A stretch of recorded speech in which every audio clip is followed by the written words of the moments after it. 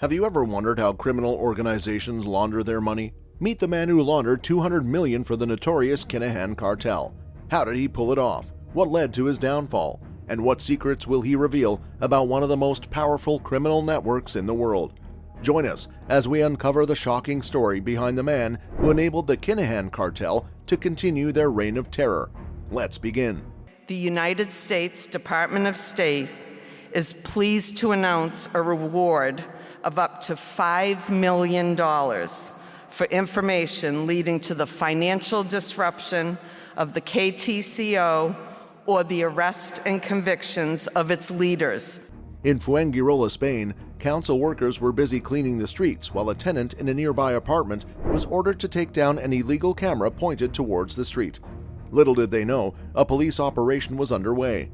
A helicopter with an infrared camera captured when cops entered the property to arrest Johnny Morrissey, suspected chief money launderer for the Kinahan crime cartel. Morrissey was among 7 individuals hit with sanctions by the U.S. Department of Treasury's Office of Foreign Assets Control, in a significant blow to Ireland's most notorious organized crime gang. La Guardia Civil led the operation against Morrissey, with support from the UK's National Crime Agency. The statement by U.S. authorities described Morrissey's involvement in the Kinahan organized crime group for several years, including as an enforcer and facilitator of international drug shipments from South America, as well as money laundering. According to the UK's National Crime Agency and the U.S. Drug Enforcement Administration, Johnny Morrissey is suspected of assisting criminal gangs in laundering over €200 million during an 18-month investigation. Despite being relatively unknown, Morrissey became one of the biggest money launderers in the underworld and was publicly exposed by the U.S. Morrissey had humble beginnings, growing up in the Rochdale area of Manchester and leaving school at 15 to work as a bricklayer. Then, in the mid-1990s, he appeared in the West Cork town of Kinsale in Ireland, a cosmopolitan mix of wealthy transients, sailors, poets, writers, and locals. Morrissey renovated a 2-story building on a narrow street behind the waterfront and planned to open a high-end restaurant called Annalise, which quickly gained a reputation as the gourmet capital of Ireland. Despite spending €600,000, the price of 3 houses at the time, on outfitting and staffing the restaurant, rumors circulated that he was a British gangland hitman before his move to Ireland, drawing the attention of the IRA.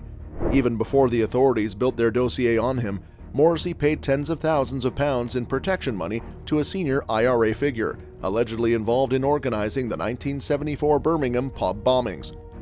Morrissey was part of a wave of expat criminals who migrated to Ireland in the 1990s, seeing the country as a soft touch for criminal activity due to its proximity to England, lack of language barriers, and the ease with which shady characters could maintain a comfortable lifestyle without attracting too much attention from the authorities.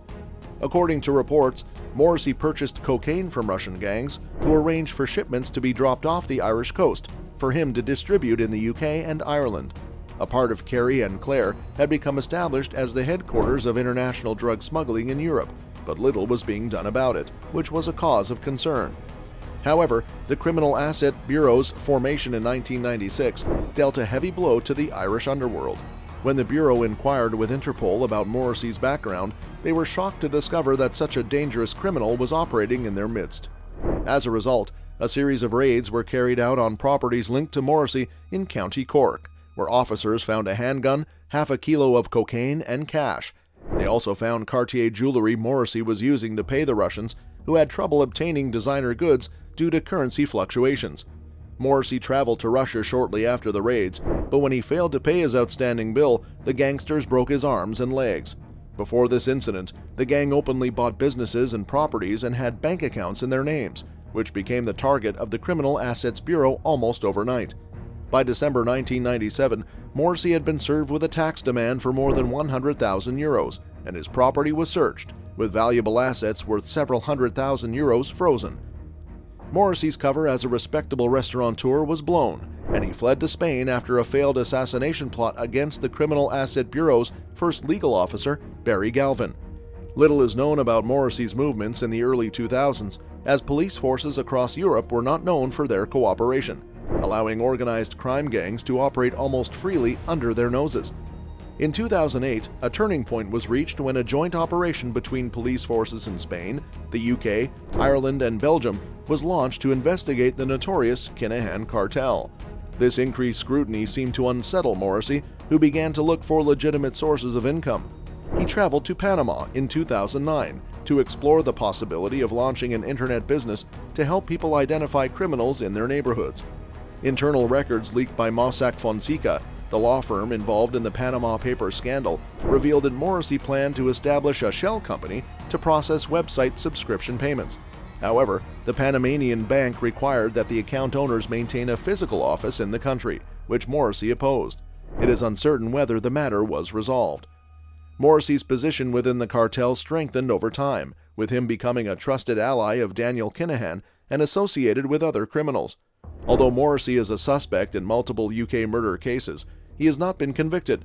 He mastered the concealment of illegal funds via a complicated network of firms, including Nero Drinks, which Nicola Morrissey registered in Glasgow.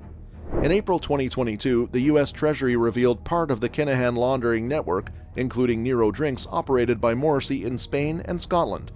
Morrissey invested heavily in Nero and gave a large portion to Kinahan as compensation for drug seizures by law enforcement.